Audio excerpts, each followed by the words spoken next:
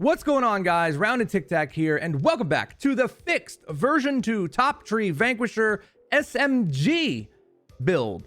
I worked really hard on this. Me and my buddy Snuggle have spent the last 3 days trying to fix this set to a playable stance, and we beat that goal because it's absolutely playable, and with perfect gear, it out DPSs basically everything that I've come up against, especially on certain kinds of maps, but it does well on everything. I don't want to take too much time because there's a lot to explain, but you guys know the gist already. I don't need to break down everything. I'm going to show you the guide, some gear, and some gameplay. And if you like content like this, think about subscribing. It really does help out the channel. And if you want to check out the stream, if you have any questions about this build, I'm live right this second. Come to twitch.tv/RoundedTikTak, and I'd love to answer any questions you may have. And besides, you're currently missing content like this if you don't come by. You guys hear that sound? That's the sound of a fantastic liquid going down my throat. It's so moist and flavorful. You guys can enjoy this experience too for 30% off using code RTT30 on checkout. So with that out of the way, let's get into the Top Tree Vanquisher SMG Fixed V2 build. Let's get into it. We're going to do things a little different on this video. We're going to talk about the skills, the class tree, and then go into why we're using everything. And try to remember, I'll try to remind you even of the very important points and why everything works once we get to the mods. So for this tree, things are slightly different. Our old tree used to not take us a couple of points elsewhere and come down here before Stone Circle. Since we're going to be using an SMG and not a shotgun in this build, I feel like we don't need Stone Circle anymore.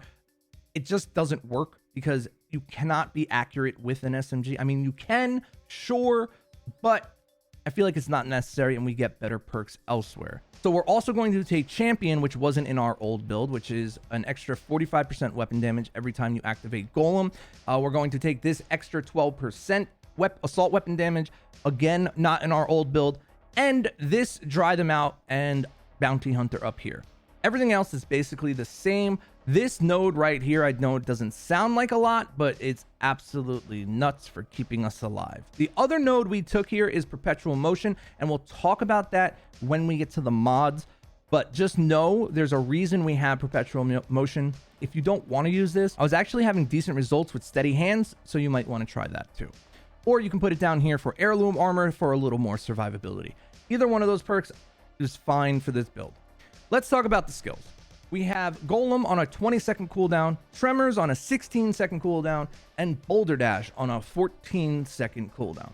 Did he say Boulder Dash? I did say Boulder Dash. Remind you that this is for a group play scenario. Boulder Dash, although in this build is absolutely freaking nuts, this in particular really kind of puts us out of position if you're playing solo. You can use it, but I've had better results for solo play with Kinetic Leap. Keep that in mind, but you're going to see why we have Boulder Dash in the build in just a second. So let's move over to the inventory. Now that we got the class tree and the skill tree all out of the way, let's move to the inventory itself, because there are, luckily, a few weapons that you can use for this build. So if you don't have the main one that I'm using, you have a few options. Maybe you have one of these and you can be able to pull this off at least to a decent capacity instead of the exact same build. Before we get into the weapons, I just want to show you a couple of screenshots here. All of the builds, all of the footage you're seeing is from a group run that I did with 2 random people off of not even my Discord, but the Outriders Discord. I have no idea how well they're geared or whatever, but we absolutely crushing this game.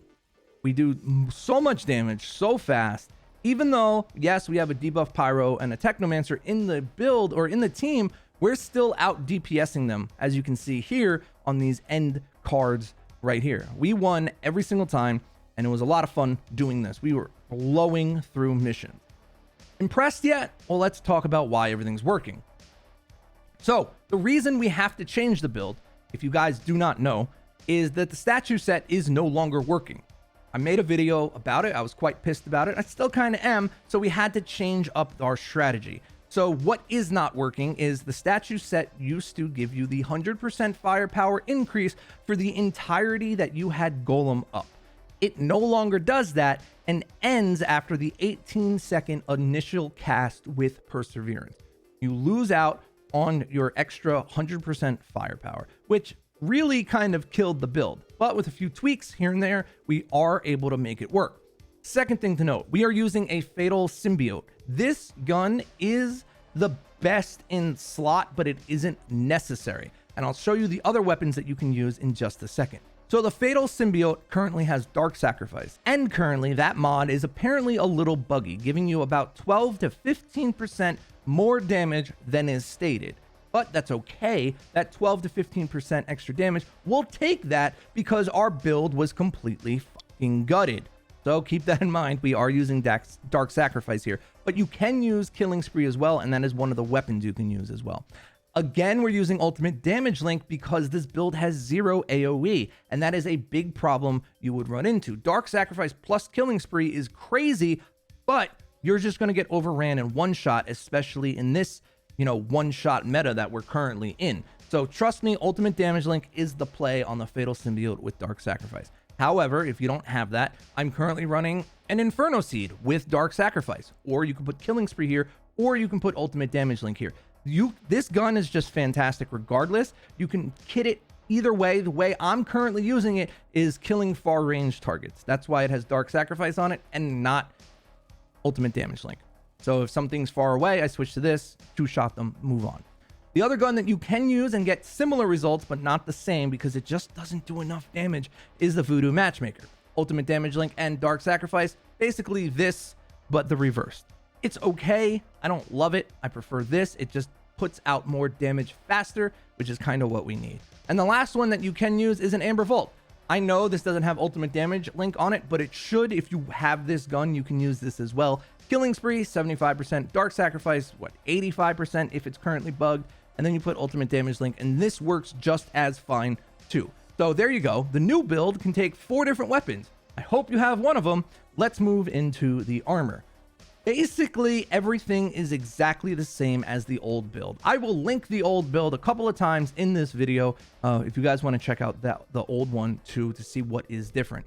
But we have the statue set head with Tainted Blood and Perseverance. I'm not really going to go over the actual passives that you're looking for, but you want bonus firepower, close range damage, cooldown reduction. That would be your ideal set that you're looking for. But regardless, you guys should know that by now.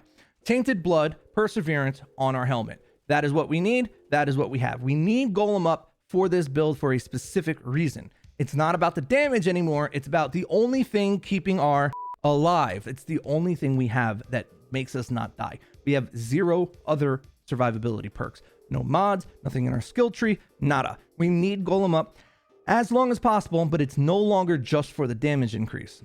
Here's something that did change about the previous build. Now we use Tremors in the build. The reason we do so is because of partly this perk and to reactivate the set bonus. So here we get a 40% weapon damage increase from Power of the Stones. Plus, if your Golem is no longer giving you that extra firepower, you can reactivate it with Tremors. So this is 140% firepower for 8 seconds, which is quite nice. Next, we have our pants with Captain Hunter and Bloodlust. Really basic stuff here for a gun build. Then here is where it gets interesting, and I promise you it's worth it if you're playing in a group. Primal Chain Gun is absolutely freaking nuts, especially if you're playing in a group. It gives you 145% weapon damage every 14 seconds. Take a look at this node here. You see that card? That means we get 70% from that, and all we have to do is hit 5 enemies, any 5 enemies, and you can double hit an enemy if it's like a boss, or at least a 30% increase that way. But 90% of the time, you can run into 2 little enemies and end up at the boss, almost guaranteeing you get this extra damage. Something else to note that I should have mentioned earlier is Vampiric Mag isn't 100% necessary on this build anymore. Yes, it's nice, but the Fatal Symbiote only has a 1.3 second reload speed, which doesn't eat into your DPS as much as something like the Death Shield with a 2-second reload speed. So keep that in mind. This is nice for extra ammo and stuff like that, but since we're using an AR, not a shotgun, we don't really run out of ammo anyway. So keep that in mind. If you have gloves that you want to use, maybe crit stack on or something like that, you can do that as well. Speaking of crit stack, if you don't want to use Boulder Dash because you just absolutely hate the ability, put crit stack here. The fact that we're using an SMG, we get those 5 stacks almost instantaneously, especially on an elite, especially on human enemies. The bullets come out so ridiculously fast that you're going to stack crit stack in literally a second. So you can use that in this build if you would like to. Personally though, Primal Chain Gun is absolutely nuts, especially running in a group. Then lastly, we have Golem of Death, which increases our golem duration. Again, we're not using it for DPS purposes anymore. It is now survivability purposes and Bleeding Impulse for our Vamp Mag and our Tainted Blood perks. That's the build. Try it out. I promise it slaps. It is actually kind of nutty. It's not as good as the original, but I've been out DPSing every single person that I've come up against. Granted, I have 450 hours in the game, but still, Devastator takes a lot of work to make it look good.